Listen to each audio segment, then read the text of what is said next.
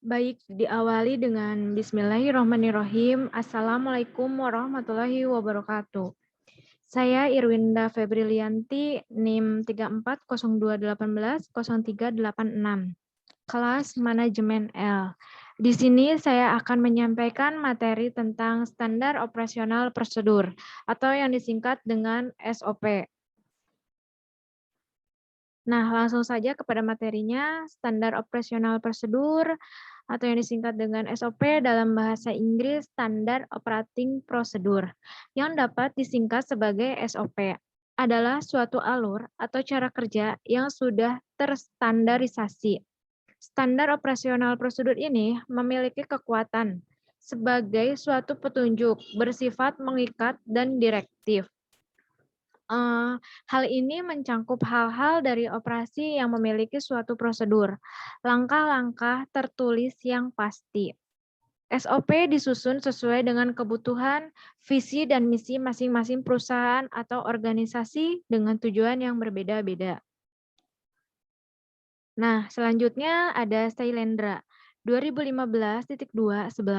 Menurut Sailendra, standar operasional prosedur (SOP) adalah panduan yang digunakan untuk memastikan kegiatan operasional organisasi atau perusahaan berjalan dengan lancar. Selanjutnya di sini ada fungsi standar operasional prosedur yang disingkat dengan SOP. Ada 5 fungsi SOP atau standar operasional prosedur diantaranya yaitu yang pertama, memperlancar tugas petugas atau pegawai maupun tim atau unit kerja. Yang kedua, sebagai dasar hukum jika terjadi penyimpangan. Dan yang ketiga, mengetahui dengan jelas hambatan dan mudah dilacak. Yang keempat, mengarahkan petugas atau pegawai untuk sama-sama disiplin dalam bekerja. Dan yang terakhir, sebagai pedoman dalam melaksanakan pekerjaan rutin.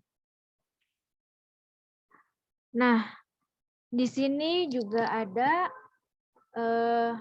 manfaat standar operasional prosedur (SOP).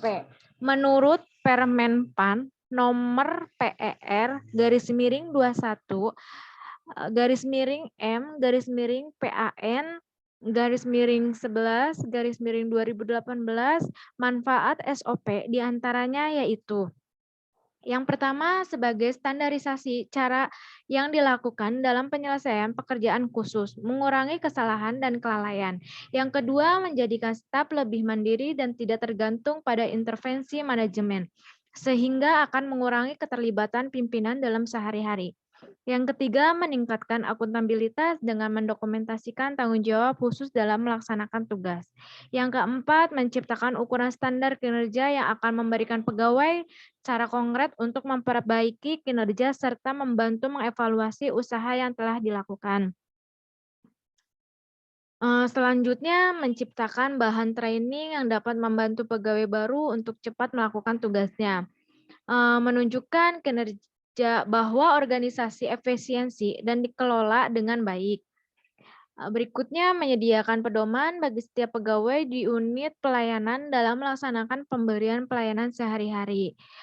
Menghindari tumpang tindih pelaksanaan tugas pemberian pelayanan, dan terakhir, membantu penelusuran terhadap kesalahan prosedural dalam memberikan pelayanan, menjamin proses pelayanan tetap berjalan dalam berbagai situasi. Nah, di sini juga ada arti dan lambang flowchart dalam membuat SOP. Ada di sini tuh ada garis panah, namanya flowchart direction symbol, yaitu simbol yang digunakan untuk menghubungkan antara simbol yang satu dengan simbol yang lainnya. Simbol ini juga disebut connecting line. Juga di sini juga banyak ya, flowchart atau simbol-simbol yang lainnya bisa kalian lihat di sini. Selanjutnya ada contoh SOP proses publikasi hasil penelitian. Nah, di sini juga ada perusahaan, ada judul, standar operasi, prosedur, proses publikasi penelitian, dokumen level, nama organisasi, tanggal dikeluarkan, dan kode. Ada juga kegiatan Contohnya itu menyelesaikan laporan hasil keuangan, membuatkan laporan, membuatkan lembaran pengesahan laporan, dan lain-lain. Ada juga nomor, dosen, pimpinan fakultas, LPPM, tim review, jurnal, dokumen. Oke, selanjutnya di sini juga ada contoh SOP pemeliharaan peralatan penunjang kerja. Bisa kalian lihat di sini juga ada nomor dokumen, mulai berlaku, revisi, tanggal revisi, halaman, tujuan, peralatan, dan bahan. Penanggung jawab dan prosedur pelaksanaan. Pusat pemeliharaan, pusat jasa pemeliharaan, disposisi, nama, jabatan, dan tanda tangan. Nah, mungkin itu contoh yang bisa saya contohkan. Sekian presentasi dari saya. Mohon maaf bila ada kesalahan. Wabillahi taufiq wal hidayah. Wassalamualaikum warahmatullahi wabarakatuh.